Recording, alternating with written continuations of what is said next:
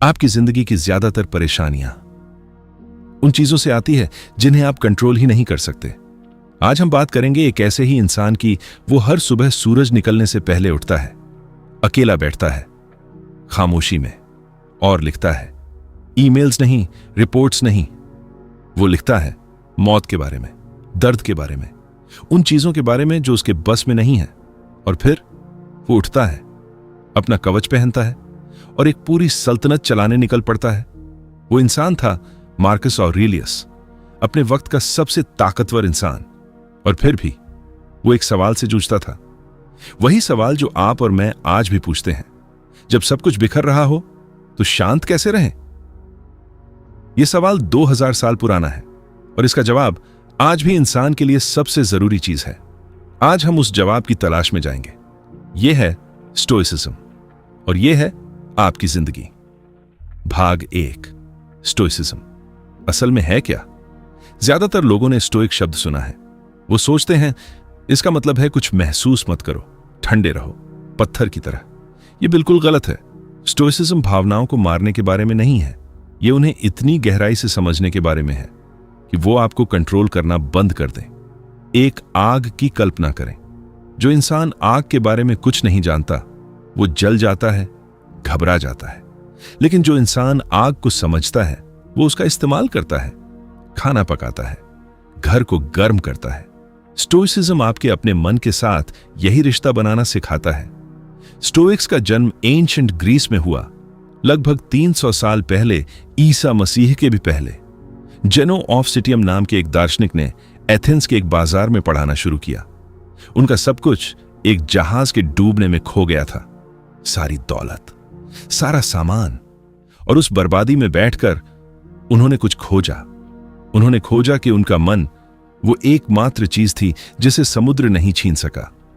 वो एक रंगे हुए बरामदे में पढ़ाने लगे जिसे ग्रीक में कहते थे स्टोआ पोइकिल, और इसी से नाम आया स्टोइसिज्म। अगली कई सदियों में यह फिलॉसफी सैनिकों की, सम्राटों की और गुलामों की, सबकी बन गई। क्योंकि इसे बाकी सब फिलॉसफीज से जो चीज अलग करती थी वो थी, यह सिर्फ सोचने की बात नहीं थी। यह एक अभ्यास था, एक रोजाना की ट्रेनिंग, जैसे जिम जाना, लेकिन अपने अंदर के लिए। और उस ट्रेनिंग का पूरा आधार एक ही विचार पर है। इतना सरल विचार कि लगता है जैसे कुछ खास नहीं, लेकिन जब आप इसे सच में समझ लेते हैं सब कुछ बदल जाता है। भाग 2, वो एक विचार जो सब कुछ बदल देता है। स्टोइक्स इसे कहते थे कंट्रोल का 2 हिस्सों में बंटवारा। एपिक्टेटस एक ऐसा इंसान जो गुलाम पैदा हुआ था, जिसके पास कोई आजादी नहीं थी, कोई अधिकार नहीं, अपने शरीर पर भी कोई कंट्रोल नहीं। उसने कहा कुछ चीजें हमारे बस में हैं, कुछ नहीं। इस फर्क को समझ लो और शांति मिल जाएगी। इसे एक बार धीरे से पढ़ें। कुछ चीजें आपके बस में हैं, कुछ नहीं। क्या है आपके बस में? आपके विचार, आपकी मेहनत, आपका जवाब, आपकी वैल्यूज। आप लोगों के साथ कैसे पेश आते हैं, आप किस पर ध्यान देना चुनते हैं, बस यही आपकी सल्तनत है। क्या नहीं है आपके बस में? दूसरों की राय, इकोनॉमी, कोई आपसे प्यार करे या ना करे, ट्रैफिक, मौसम, प्रमोशन मिले या ना मिले, शरीर बीमार पड़े या नहीं। अब अपना पिछला हफ्ता सोचें, आपकी कितनी मेंटल एनर्जी उन चीजों पर खर्च हुई जो आपके बस में नहीं थी। वो बहस जिसमें आप बार बार सोचते रहे, काश मैंने ये कहा होता। वो सोशल मीडिया का कमेंट जो घंटों तक परेशान करता रहा। वो चिंता कि कोई आपके बारे में क्या सोच रहा है। वो डर कि आगे क्या होगा। ये सब वो एनर्जी थी जो आपकी सल्तनत के बाहर खर्च हुई। स्टोइक्स कहते हैं हर वो पल जो आप उस पर खर्च करते हैं जो आपके बस में नहीं, वो पल उससे चुराया जाता है जो आपके बस में है। ये निराशावाद नहीं है, ये खुद के साथ सबसे बड़ा न्याय है जो एक इंसान कर सकता है। ये कहना, मैं अपनी एनर्जी सिर्फ वहां लगाऊंगा जो मेरा है। भाग 3, स्टोइसिज्म और आपकी रोजमर्रा की जिंदगी इसे और पास लाते हैं। आप सुबह उठते हैं, फोन उठाते हैं, कुछ ही सेकंड्स में आप किसी और की जिंदगी देख रहे हैं, किसी और का बॉडी, किसी और की कामयाबी, किसी की राय, और पूरी तरह जागने से पहले ही आपका मन कहीं और होता है। कंपेयर कर रहा होता है, रिएक्ट कर रहा होता है, घबरा रहा होता है। स्टोइक्स के पास एक अभ्यास था, प्रीमेडिटेशो मलोरुम। इसका मतलब है बुराइयों के बारे में पहले से सोचना। हर सुबह दिन शुरू होने से पहले एक स्टोइक जानबूझकर सोचता था, आज क्या क्या गलत हो सकता है। नकारात्मक होने के लिए नहीं, बल्कि इसलिए कि कोई भी चीज उन्हें चौंका न सके। मार्कस ऑरेलियस ने लिखा, सुबह खुद से कहो, आज मुझे रुकावट मिलेगी, कृतज्ञता मिलेगी, अहंकार मिलेगा, बेवफाई मिलेगी। अंधेरा लगता है ना? लेकिन इसमें समझदारी यह है, जब आप मुश्किल के बारे में पहले से सोच चुके हैं तो वो आपको हिला नहीं सकती। ट्रैफिक में फंसे, आप पहले से तैयार थे। कोई बदतमीजी से पेश आया, आपने पहले से सोचा था। प्लान फेल हुआ, आपने पहले से विचार किया था। आप अडिग हो जाते हैं, इसलिए नहीं कि जिंदगी आसान हो गई, बल्कि इसलिए कि आप मजबूत हो गए। अब सोशल मीडिया की बात करते हैं। हर प्लेटफॉर्म इस तरह बनाया गया है, इंजीनियर्ड, कि आप अपनी जिंदगी से बाहर खिंच जाएं, रिएक्ट करें, कंपेयर करें, खुद को या तो बड़ा महसूस करें या छोटा, दोनों जाल हैं। स्टोइक बस एक सवाल पूछता है स्क्रॉल करते वक्त, क्या यह मेरे बस में है? किसी ने कुछ ऐसा पोस्ट किया जिसने आपको तकलीफ दी, क्या उनकी राय आपके बस में है? नहीं।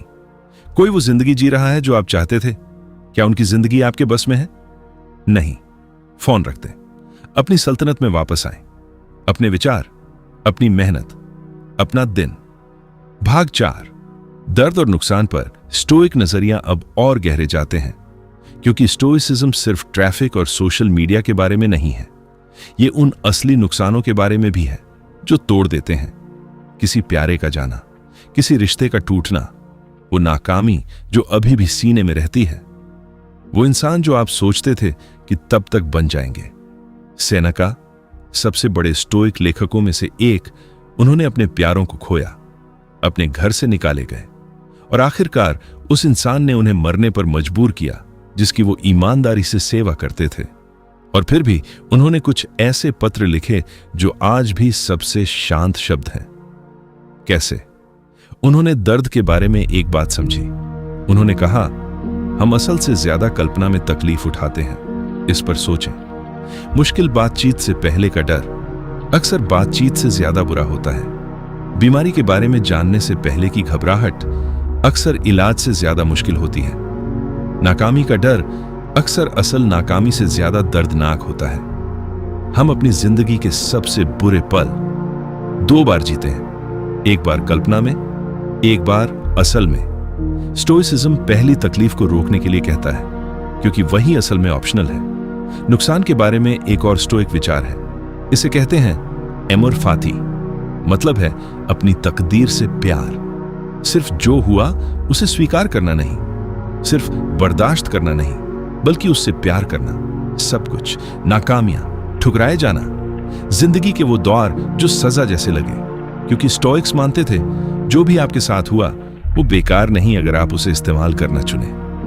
मार्कस ऑरेलियस ने बच्चे खोए, ऐसी लड़ाइयां लड़ी जो वो नहीं लड़ना चाहते थे। एक ऐसी महामारी में शासन किया जिसने लाखों को मार डाला, और उन्होंने लिखा, रुकावट ही रास्ता बन जाती है, जो बीच में आता है वही आगे ले जाता है। अभी आपके रास्ते में क्या खड़ा है? स्टोइक उसके आसपास नहीं जाता, स्टोइक उसके नीचे नहीं दबता। स्टोइक पूछता है, ये रुकावट मुझे क्या सिखाने आई है? भाग 5, अभ्यास। इसे असल में कैसे जी? बिना अभ्यास के फिलॉसफी सिर्फ कविता है, सुंदर लेकिन बेअसर। तो बात करते हैं कि स्टोइसिज्म असल में एक दिन में कैसा दिखता है। आपके दिन में सुबह जर्नल लिखना। मार्कस ऑरेलियस एक प्राइवेट जर्नल रखते थे, आज हम उसे मेडिटेशंस के नाम से जानते हैं। उन्होंने कभी नहीं सोचा था कि कोई इसे पढ़ेगा। वो उनकी खुद से रोजाना की बातचीत थी। हर सुबह 3 चीजें लिखें। 1, आज क्या गलत हो सकता है और मैं कैसे रिस्पॉन्स करूंगा। 2, आज मेरे बस में क्या है। 3, आज मैं कैसा इंसान बनना चाहता हूं, न कि क्या हासिल करना चाहता हूं, बल्कि कैसा बनना चाहता हूं। इसमें 5 मिनट लगते हैं, ये पूरे दिन को बदल देता है।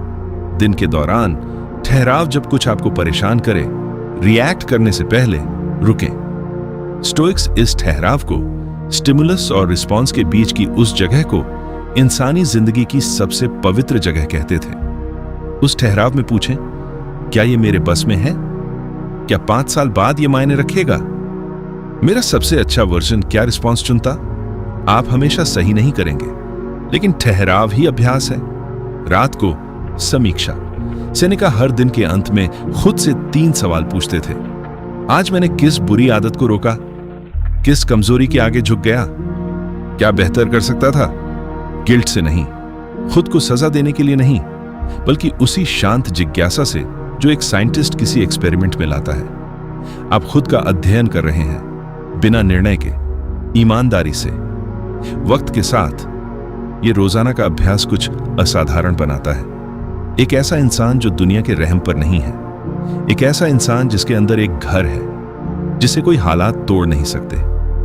आखिरी बार आज की दुनिया पहले से कहीं ज्यादा शोरगुल से भरी है, ज्यादा राय, ज्यादा शोर, ज्यादा कंपैरिजन, ज्यादा रफ्तार, ज्यादा घबराहट, और फिर भी जवाब 2000 साल पुराना है। वो एक गुलाम ने लिखा जिसके पास कोई आजादी नहीं थी। वो एक सम्राट ने जिया जिसके पास सब कुछ था और जो जानता था कि वो कुछ भी सच में उसका नहीं है। जवाब ये है, आप तूफान को कंट्रोल नहीं कर सकते, लेकिन आप अपनी पाल को कंट्रोल कर सकते हैं। आप कंट्रोल नहीं कर सकते कि लोग आपके बारे में क्या कहते हैं। आप कंट्रोल नहीं कर सकते कि मार्केट क्या करता है। आप कंट्रोल नहीं कर सकते कि कौन चला जाता है। आप कंट्रोल नहीं कर सकते कि बीमारी आती है या नहीं, लेकिन आप कंट्रोल कर सकते हैं अपना जवाब। आप कंट्रोल कर सकते हैं अपनी मेहनत। आप कंट्रोल कर सकते हैं कि आज इस पल आप किस तरह का इंसान बनने का फैसला करते हैं। यही आपकी ताकत है और कोई हालात, कोई नाकामी, कोई इंसान इसे आपसे नहीं छीन सकता।